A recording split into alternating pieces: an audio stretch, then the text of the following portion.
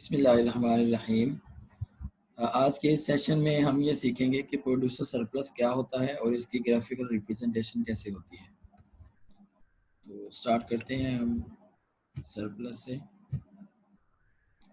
Producer surplus basically ये difference है cast का और वो प्राइस का जो मार्केट में राइज होती है। तो प्रोड्यूसर सरप्लस जिस तरह से हमने कहा था कि कंज्यूमर सरप्लस जो है वो विलिंगनेस टू पे और एक्चुअल जो प्राइस है उसका डिफरेंस है। इसी तरह से जो प्रोड्यूसर सरप्लस है वो प्राइस जो मार्केट प्राइस है और जो सेलर की कास्ट है उन दोनों का डिफरेंस है। Producer surplus is the amount a seller is paid for a good minus the seller's cost. It measures the benefit to sellers participating in a market. तो ये जो कंज्यूमर सरप्लस था वो कंज्यूमर के पॉइंट ऑफ व्यू से उसके benefit की बात कर रहा था, लेकिन जब हम प्रोड्यूसर सरप्लस की बात करते हैं तो यहाँ पे बेसिकली हम प्रोड्यूसर का जो बेनिफिट है या उसका जो रिटर्न या उसका प्रॉफिट है उसको हम डिस्कस करेंगे। तो यहाँ पे डिफरेंट जो सेलर्स हैं उनकी जो कास्ट है वो गिवन है। जैसे ये मैरी है, ये जो प्रोडक्ट बना रहा है $900 में, फरीदा $800 में, गॉर्जिया $600 में और ग्रैंड माँ $500 में। तो ये कास्ट जो है वो गिवन है, हर एक प्रोड्यूसर की डिफरेंट कास्ट है। अब हमने इसको कंपेयर करना है मार्केट प्राइस के साथ कि मार्केट प्राइस क्या है, उसके अकॉर्डिंगली जो है वो इनका सरप्लस होगा। लेकिन इससे पहले अगर हम सप्लाई कर्व की बात करें कि सप्लाई कर्व जो है वो किस तरीके से जो है वो रिलेटेड होता है, तो सेम उसी तरह से जिस तरह से जो डिमांड कर्व है वो कंज्यूमर सरप्लस को एक्सप्लेन करता है या वो कंज्यूमर से रिलेट कर रहा होता है, सेम इसी तरह से जो प्रोड्यूसर सरप्लस है वो बेसिकली सप्लाई कर्व जो होता है उससे लिंक्ड होता है। तो ये नेक्स्ट स्केजुअल है जिसमें ये प्राइस गिवन है, सेलर्स गिवन है और उनकी क्वांटिटी सप्लाइड गिवन है। तो अगर प्राइस मार्केट में 900 या उससे ज़्यादा है तो जो 4 सेलर्स थे वो चारों के चारों जो है वो मार्केट में सप्लाई करेंगे। लेकिन यहाँ पे जो रिलेशन है वो पॉजिटिव होता है कि जब प्राइस इंक्रीज करती है तो सेलर्स जो है वो सप्लाई को इंक्रीज करते हैं, और इसी तरह से जब प्राइस कम होती है तो सेलर्स जो है वो कोशिश करते हैं कि वो सप्लाई को कम करें मार्केट में। तो सेम इसी तरह से जैसे जैसे प्राइस कम होती जा रही है, ये देखें 800 से $900 हुई है प्राइस, तो जो पहले वाला सेलर था जिसकी कास्ट $900 थी अब वो सप्लाई नहीं कर रहा, तो मार्केट सप्लाई जो है वो कम होकर 4 से 3 यूनिट हो गई है। उसके बाद जिसकी अगर मार्केट प्राइस 600 से 800 है तो जिसकी जो कास्ट 800 थी वो भी वहां से जो है वो अब सप्लाई नहीं करेगा। तो सेम इसी तरह से अगर प्राइस मार्केट में $500 से कम होती है तो मार्केट में कोई भी सेलर जो है वो सप्लाई नहीं करेगा, तो मार्केट की जो क्वांटिटी सप्लाइड है वो जीरो रहेगी।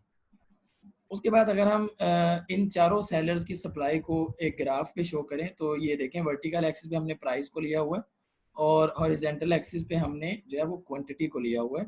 तो मार्केट की जो प्राइस है वो 500 पे हमने देखा था कि जो ग्रैंडमा एक सेलर था जिसकी कास्ट $500 थी।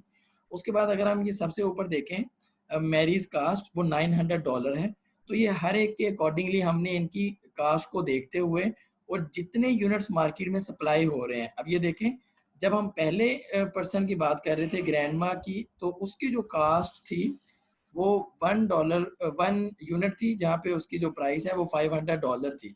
तो $500 पे 1 यूनिट मार्केट की क्वांटिटी थी और $600 पे मार्केट की क्वांटिटी टू है और $800 पे मार्केट की क्वांटिटी 3 है। और सेम इसी तरह से जो है वो क्वांटिटी जो है वो इंक्रीज होती जाएगी जैसे जैसे प्राइस इंक्रीज होती जाएगी। तो उसके बाद अगर हम इसको सिंपल सप्लाई कर्व से शो करें तो जिस तरह हमने डिमांड में कहा था कि area below the demand curve and above the equilibrium price, यहाँ पे थोड़ा सा जो है वो उल्ट है, क्योंकि यहाँ पे होता ये है कि जब हम सप्लाई कर्व बनाते हैं तो वो पॉजिटिवली स्लोप बनते हैं। तो इस केस में area above the supply curve and below the equilibrium price, जो भी एरिया आएगा वो सारे का सारा सरप्लस को शो करेगा। तो अगर हम ये जो अभी हमने इंडिविजुअल जो पर्सन्स थे जो सेलर्स थे इनको हम अगर इस ग्राफ पे अलग अलग देखें कि इनका प्रोड्यूसर सरप्लस किस तरह से होगा, तो फर्ज करें मार्केट की प्राइस जो है वो $600 है। तो इस केस में हमारे पास सिर्फ एक ही सेलर था जिसकी कास्ट ऑफ प्रोडक्शन 600 से कम थी, $500 थी। तो उसका जो सरप्लस है वो कितना आएगा, ये देखें $500 उसकी कास्ट है $600 मार्केट की प्राइस है, तो यहाँ पे जो डिफरेंस है वो 100 का है और उसकी टोटल क्वांटिटी कितनी है 1। तो 1 क्वांटिटी अगर वो दे रहा है तो उसका टोटल सरप्लस इंटू 100 क्या हो जाएगा 100। तो 100 जो है $100 उसका प्रोड्यूसर सरप्लस है। उसके बाद अगर हम इसको नेक्स्ट देखें कि अगर मार्केट की प्राइस 800 हो जाती है तो इस पर्सन का जो पहले वाला था ग्रैंडमा, इसका जो प्रोड्यूसर सरप्लस है वो क्या हो जाएगा, वो 500 से जो उसकी कास्ट थी उससे प्राइस 800 है, तो डिफरेंस 300 का है। तो अगर मैं 300 को मल्टीप्लाई करूं, वो 1 यूनिट मार्केट में सप्लाई कर रहा था, तो क्वांटिटी के अकॉर्डिंगली जो टोटल सरप्लस था वो कितना है $300। और इसी तरह से जो पर्सन दूसरा था जिसकी जो कास्ट है वो 600 थी, उसका सरप्लस हो जाएगा 200। और टोटल मार्केट का जो यहाँ तक दोनों कंज्यूम प्रोड्यूसर्स का जो सरप्लस है वो है 500। इसी तरह से अगर हम ये सप्लाई कर्व को देखें कि सप्लाई कर्व जो कि पॉजिटिवली स्लोप्ड होता है, जो कि ये शो करता है कि प्राइस और क्वांटिटी का पॉजिटिव रिलेशन है। यहाँ पे अगर हम प्रोड्यूसर सरप्लस को देखें तो इसको हम इस तरह से डिफाइन करते हैं कि area above the supply curve and below the equilibrium price. तो यहाँ पे जो भी एरिया, ये जो हाईलाइटेड एरिया है, ये सारे का सारा प्रोड्यूसर सरप्लस है। तो इसको मुहैया करने का ये दूसरा तरीका था।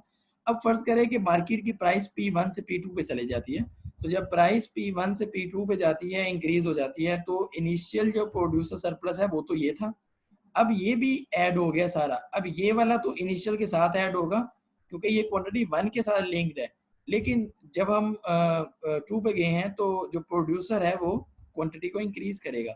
जब क्वांटिटी को इंक्रीज करेगा तो ओवरऑल जो प्रोड्यूसर सरप्लस है न्यू वाला वो ये भी ऐड हो जाएगा, तो ये टोटल ये वाला अब हो जाएगा producer surplus.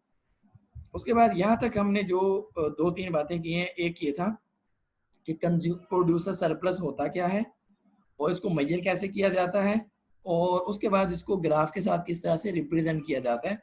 Producer surplus equals the amount sellers receive for their goods minus there cost of the production.